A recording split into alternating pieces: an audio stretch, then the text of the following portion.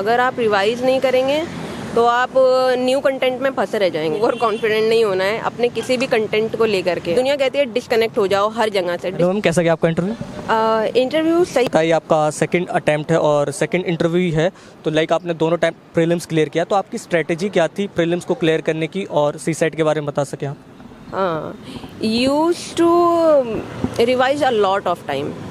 अगर आप रिवाइज नहीं करेंगे तो आप न्यू कंटेंट में फंसे रह जाएंगे, ठीक है। और जितने भी प्रीवियस क्वेश्चन पेपर्स हैं आप उनको लॉट ऑफ टाइम रिवाइज करने के बाद में उनसे जितनी भी इंफॉर्मेशन आप निकाल सकते हैं 360 डिग्री के हिसाब से आप करिए उसको, ठीक है। It's really beneficial for the next attempt. Okay ma'am, and like आपका जो इंटरव्यू हुआ है, तो लाइक इंटरव्यू किस पे बेस्ड था? डेफ पे बेस्ड था या फिर करंट बेस्ड था? किस तरह पे पूछा गया आपसे क्वेश्चन? इंटरव्यू डेफ पर पूरी तरह बेस्ड था मेरा, पूरी तरह डेफ पर बेस्ड था। और मैं तो कहूँगी कि डेफ पर ज़्यादा ध्यान दें बच्चे भी जो है, क्योंकि वो उनके लिए करंट सिचुएशन बैठ जाती है बच्चे की पर्सनैलिटी को देखने के लिए। एंड मैम आपका ऑप्शनल क्या था और उससे क्या क्वेश्चन थे कुछ? हाँ, पॉलिटिकल साइंस ऑनर किया था, तो उससे डेफ में भी देखा उन्होंने पूछा था मेरे से रिगार्डिंग PSIR। तो मेरे इंटरव्यू में मेरी हॉबीज़ से रिगार्डिंग ज़्यादातर बात करी गई थी, क्योंकि वो रिगार्डिंग मास बेस लेवल चीज़ें थी, रिफ्लेक्टिव राइटिंग से रिलेटेड था। And like ma'am prelims clear हो जाने के बाद हमें मेंस लिखने की क्या स्ट्रेटेजी होनी चाहिए और किस तरह पे प्रिपेयर करें उसके लिए? मेंस लिखने की स्ट्रेटजी, एक तो ओवर कॉन्फिडेंट नहीं होना है अपने किसी भी कंटेंट को लेकर के। अगर आप किसी भी चीज़ को लेकर के ओवर कॉन्फिडेंट फील करते हैं तो आप अभी भी गलत क्राइटेरिया में बैठ रहे हैं, क्योंकि ना इस चीज़ में ना ओवर कॉन्फिडेंट नहीं होना होता। ओवर थिंकिंग भी इंसान को ले जा नहीं पाएगी वहाँ तक, ठीक है। तो अपने आप को ना फैमिली का सपोर्ट बनाना चाहिए। तो फैमिली का सपोर्ट जब मिलेगा आपको तो वो बेहतरीन रहेगा आपके आने वाले इंटरव्यू के लिए भी, और मास लेवल आप लीडर कर पाएँ, लीडरशिप उसके लिए भी। एंड मैम जैसे इसमें फैमिली का कितना सपोर्ट रहता है आपको, लाइक बता सकें? फैमिली का सपोर्ट बहुत ज़्यादा है। अगर जैसे मेरा ही सेकंड अटेम्प्ट था, ठीक है, अगर नहीं भी होता तो भी मेरी फैमिली सपोर्ट करती मुझे, आई न्यू इट। माँ पापा का सपोर्ट बहुत ज़्यादा है, भाई लोगों का सपोर्ट बहुत ज़्यादा है, दोस्तों का और भी ज़्यादा है, ठीक है। तो ऐसा नहीं है आप, दुनिया कहती है डिस्कनेक्ट हो जाओ हर जगह से। डिस्कनेक्शन से शायद आपके रिश्ते एक जगह जा कर के ख़राब हो सकते हैं।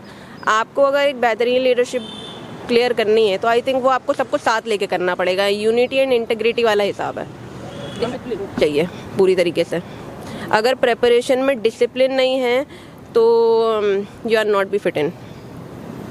एंड मैम टेस्ट सीरीज में कितनी महत्वपूर्ण भूमिका निभाता है, उस पर बता सके, कितनी हेल्प कर पाए आपको ये टेस्ट सीरीज?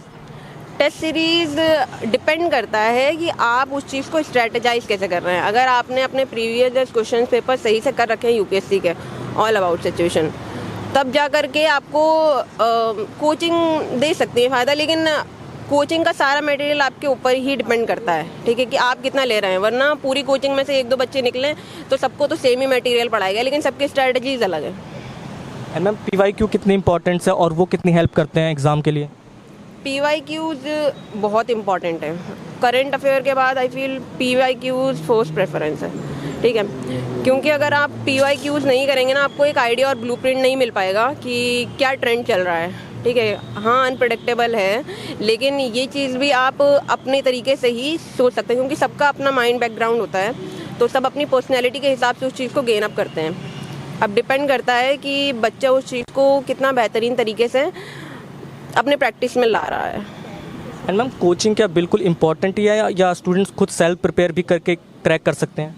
सेल्फ प्रिपेयर्ड करके क्रैक कर सकते हैं। मैंने दोनों टाइम सेल्फ प्रिपेयर्ड किया है, लेकिन एम होना बहुत इम्पॉर्टेंट है। सबसे ज़्यादा मेन भूमिका आपका एम निकालता है। अगर आपके पास आपका एम नहीं है उस चीज़ को लेके चलने के लिए, मोटिव नहीं है आपके पास रोज़ गिरकर खड़ा होने के लिए, रोज़ उसी प्रिपरेशन के लिए, क्योंकि आप जब अकेले होते हैं आपके पास कोई नहीं होता है बैकग्राउंड में आपको समझाने बताने वाला उस टाइम में, आपको डिप्रेशन से निकालने के लिए। लेकिन इम्पॉर्टेंट है कि उस टाइम आप खुद को मेंटली प्रिपेयर रखें, तो ये चीज़ इंपॉर्टेंट है। और सेल्फ बहुत ज़्यादा ज़रूरी है। बच्चा अगर सेल्फ से आगे नहीं बढ़ेगा तो कोई कोचिंग उसको आगे नहीं बढ़ा सकता है। एंड मैम कई स्टूडेंट का ये सवाल रहता है कि लाइक हम मेंस की लिखने की तैयारी तो कर रहे हैं और लिख भी रहे हैं, बट हमें पता नहीं चल रहा है कि हम लिख सही रहे हैं या नहीं, क्योंकि हम सेल्फ प्रिपेयर कर रहे हैं। उसके लिए एवेल्यूएशन करना बड़ा इंपॉर्टेंट है। अगर आपको एवेल्यूएशन की टेक्निक नहीं पता है तो मस्ट लर्न इट। तो आपको पहला तो लर्न करना पड़ेगा, और वो लोगों से कनेक्शन के थ्रू ही हो पाएगा। अगर आप खुद को दुनिया से डिस्कनेक्ट कर लेंगे पूरी तरीके से तो शायद आपके लिए दिक्कत दे सकता है। जैसे कि हम लोग में एवेल्यूएशन की टेक्निक्स हैं तो हम लोग यूज़ करते हैं उसको कि ओके हम लोग किसी से करवा लेते हैं, चेक इन करवा लेते हैं कि नहीं कि कोई सर से करवा लेते हैं कोई, या फिर जितने भी ऑफिसर्स हैं कुछ के कॉन्टेक्शन में हम लोग हैं तो उनसे करवा लेते हैं, नहीं तो कोई कोचिंग के थ्रू हम लोग करवा ही लेते हैं। तो ये चीज़ होती है। कोचिंग से जुड़ा होना एवेल्यूएशन के लिए इम्पॉर्टेंट है।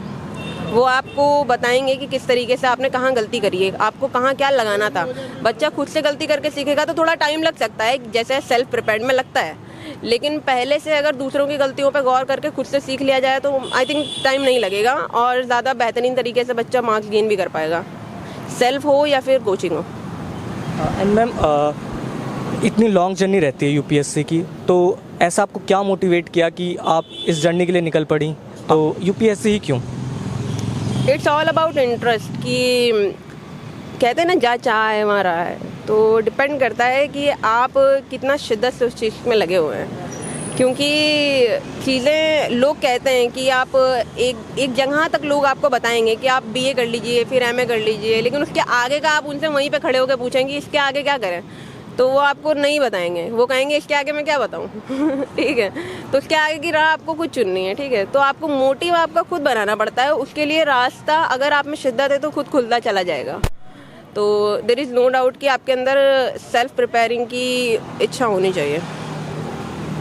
एंड मैम जैसे क्या है कि इतनी लॉन्ग जर्नी होती है तो हम कई बार ना बहुत ज़्यादा डाउन फील करते हैं, तो आप अपने आप को नेक्स्ट टाइम के लिए कैसे मोटिवेट करती थी? जैसे आपका फर्स्ट इंटरव्यू हुआ होगा, देन उसके बाद काफ़ी ज़्यादा दिक्कतें होंगी, तो आपने आपको कैसे मोटिवेट किया रीस्टार्ट करने के लिए? हाँ, पहली बार में जब होता है सडनली में तो काफ़ी बुरा भी लगता है, but family is the most important background मैं कहूँगी, जो आपको खड़ा रखती है और आपको वहाँ तक लेकर के आती है। आपके दोस्त, इसीलिए मैंने आपसे कहा कि डिसकनेक्टिविटी नहीं होनी चाहिए दोस्त लोगों से, फैमिली वालों से। अगर आप काम कर रहे हैं या किसी भी तरीके से प्रिपरेशन में लगे हुए हैं तो इट्स इम्पॉर्टेंट कि आप उन लोगों से जुड़े रहें, क्योंकि वो आप जब जहाँ पे भी आप थोड़ा नीचे होते हैं वो आपको ना मोटिवेट करेंगे। ठीक है, नेगेटिव एनर्जी नहीं है उन लोगों के अंदर, वो आपकी फैमिली है। एंड मैम जो स्टूडेंट्स आपको देख रहे हैं, आप उनको क्या मैसेज देना चाहेंगे, वो किस तरह से अपनी जर्नी को स्टार्ट करें? सेल्फ प्रिपेयर्ड होना बड़ा इम्पॉर्टेंट है।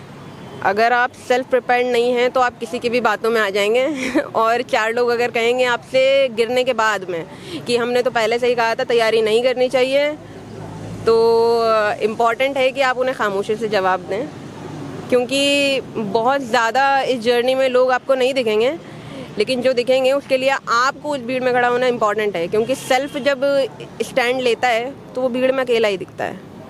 तो ये ज़रूरी है कि इंसान, ये जितने भी बच्चे हम लोग प्रिपेयर कर रहे हैं उन्हें हमारी फैमिली से और हमारे दोस्तों से, जो उनको कहते हैं ना ग्रुप में भी एक होता है दोस्त, तो उसके साथ जुड़ा रहना बड़ा इम्पॉर्टेंट है। आप भले 6 महीने में एक बार बात हो, लेकिन चलता है, इतना चलता है, क्योंकि वो आपको समझता है, वो बता देगा आपको। मैम जैसे आपने बताया कि दोस्तों का साथ बहुत इंपॉर्टेंट है, तो कई दोस्त जो हैं कई दिक्कत करते हैं, ऐसा बच्चों को लगता है कि दोस्त हमारी ज़िंदगी ख़राब कर देंगे, तो आपके जो फ्रेंड्स हैं आपको कैसे सपोर्ट किया वो बता सकें? फ्रेंड्स का सपोर्ट ऐसा है कि कहा ना कि 6 महीने में आपको एक बार बात तो चलेगा, रोज़ बात हो ये नहीं चलेगा, ये दोस्त को भी समझना पड़ेगा।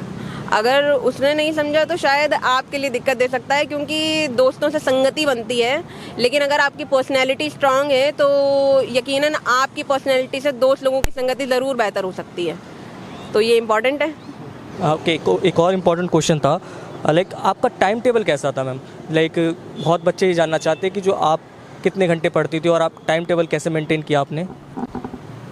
आई थिंक पूरी प्रिपरेशन में घंटों का कुछ लेना देना नहीं है, किसी भी तरह से नहीं है, क्योंकि जब हम लोग बैठते हैं पढ़ने के लिए तो हम लोग कॉन्सेप्ट क्लियरिटी पे ज़्यादा ध्यान दे रहे हैं रेदर देन दिस कि घंटे कितने जा रहे हैं। उसके अंदर अगर आप लगे तो शायद बहुत लेट भी आपको हो सकता है, आपको नहीं मालूम, आपको सब कुछ प्रिपेयर करके चलना है, राइट। तो इसीलिए घंटों का कोई महत्व नहीं है। अगर आप करने के लिए बैठ गए तो आपके लिए कॉन्सेप्ट क्लियरिटी ज़रूरी होनी चाहिए, घंटे नहीं। Okay, ma'am, thank you. Hope you will selected, and then after we will meet when you become IAS. Thank you, ma'am.